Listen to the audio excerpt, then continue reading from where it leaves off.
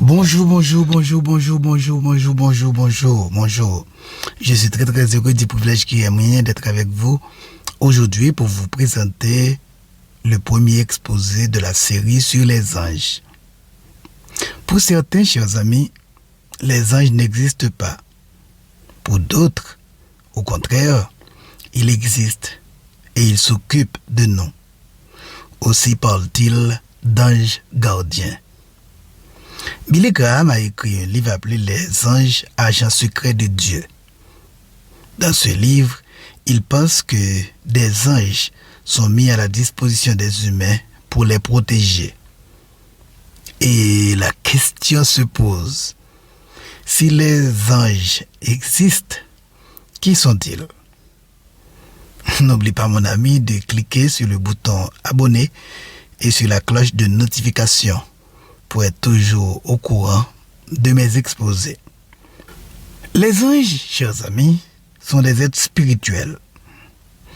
Selon l'origine du mot ange, malak en hébreu, angelos en grec ou angelus en latin, un ange est un envoyé, un messager de Dieu. Les anges sont des esprits chargés d'un ministère, envoyés en service pour ceux qui doivent hériter du salut. Hébreux 1, versets 13 et 14. Les anges sont mentionnés tout au long de la Bible, apparaissant souvent en temps de crise ou pour délivrer des messages de Dieu. L'une des apparitions les plus connues d'un ange se trouve dans Luc 1, versets 26 à 38, lorsque l'ange Gabriel a rendu visite à Marie pour annoncer la naissance de Jésus. D'autres exemples incluent l'histoire de Lot et des anges qui lui ont rendu visite dans Genèse 19 et l'ange qui a lutté avec Jacob dans Genèse 32, versets 24 à 30. Dans Actes des Apôtres, chapitre 12, versets 7 à 10, un ange aide Pierre à s'évader de prison, tandis que dans l'Apocalypse, les anges jouent un rôle important dans les visions apocalyptiques de Jean. Tout au long de la Bible, les anges sont constamment décrits comme des messagers de Dieu, guidant et protégeant son peuple. L'idée d'ange gardien n'est pas explicitement énoncée dans la Bible, mais plusieurs passages suggèrent l'existence d'anges qui veillent sur les individus et les protègent.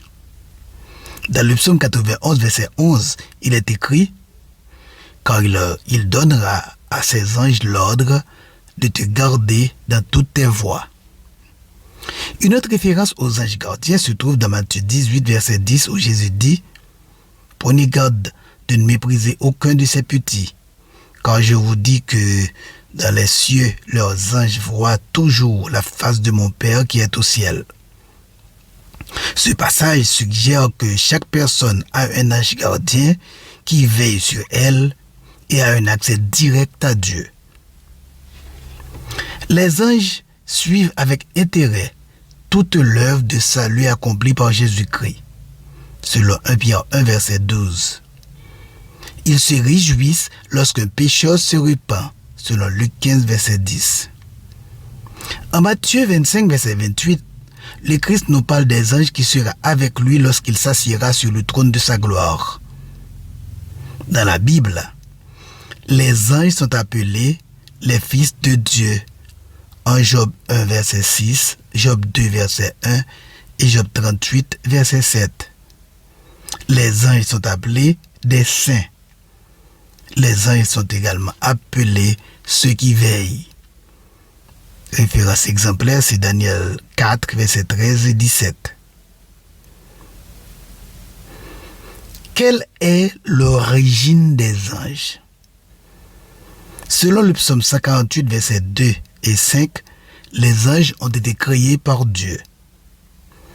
Dans ce psaume, nous lisons « Louez-le, vous tous ces anges, louez-le, vous toutes ces armées, louez-le, soleil et lune, louez-le, vous toutes les étoiles de lumière, louez-le, cieux des cieux, et vous, ô qui êtes au-dessus des cieux, qui louent le nom de l'Éternel, car c'est lui qui a commandé, et ils ont été créés.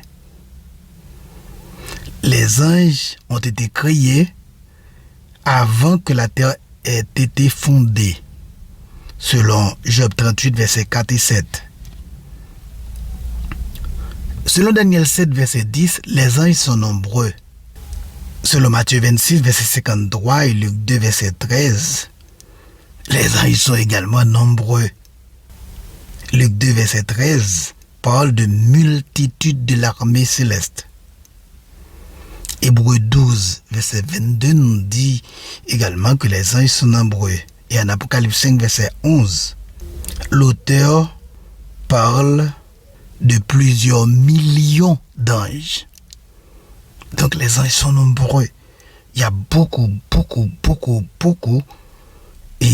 d'anges. Donc nous allons nous arrêter pour aujourd'hui. Nous avons vu que sont les anges, quelles sont leurs origines, et nous avons vu qu'on ne peut pas dénombrer les anges, car ils sont nombreux. Dans notre prochain exposé, nous allons vous parler de la nature, de la personnalité, de l'apparence et des différents types d'anges. D'ici là, que mon bon Dieu prenne soin de vous et qu'il vous accorde sa paix et sa joie. À bientôt.